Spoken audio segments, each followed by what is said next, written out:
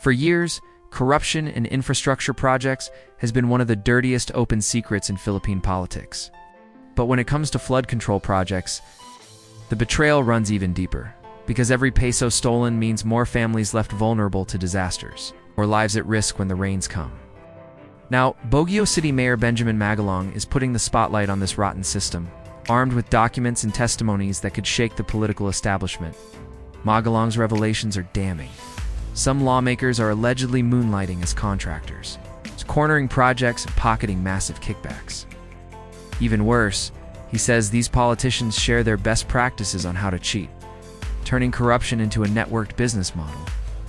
And while this has been going on for years, Magalong warns it has gotten far worse in the last 3 years. From a pro-Duterte perspective, this is exactly the kind of entrenched corruption that the former president fought against. Duterte's build program wasn't just about constructing infrastructure, it was about pushing projects with strict oversight, closing the door on those who wanted to turn public funds into personal profit. Without that kind of uncompromising leadership, the vultures returned to feast. The allegations are not just about 3 lawmakers. According to Magalong, the problem is nationwide, from Luzon to Visayas to Mindanao. That level of pervasiveness is alarming, but not surprising for anyone who has seen how flood control projects have been used as cash cows by corrupt officials.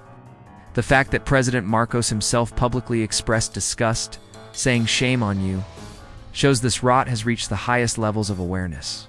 The question is, will action follow?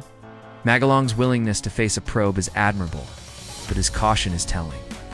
He points out the absurdity of the House of Representatives launching an investigation into its own members, likening it to asking a criminal to investigate himself, without an independent investigative body.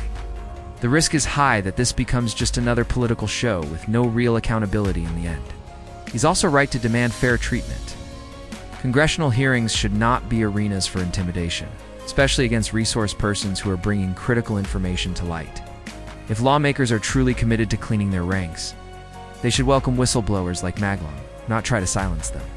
In the end, the fight against corruption in flood control projects is not just about punishing the guilty. It's about protecting the public from both natural disasters and political predators. The Duterte years taught us that strong leadership can push back against systemic corruption, but it requires political will, transparency, and the courage to go after even the most powerful.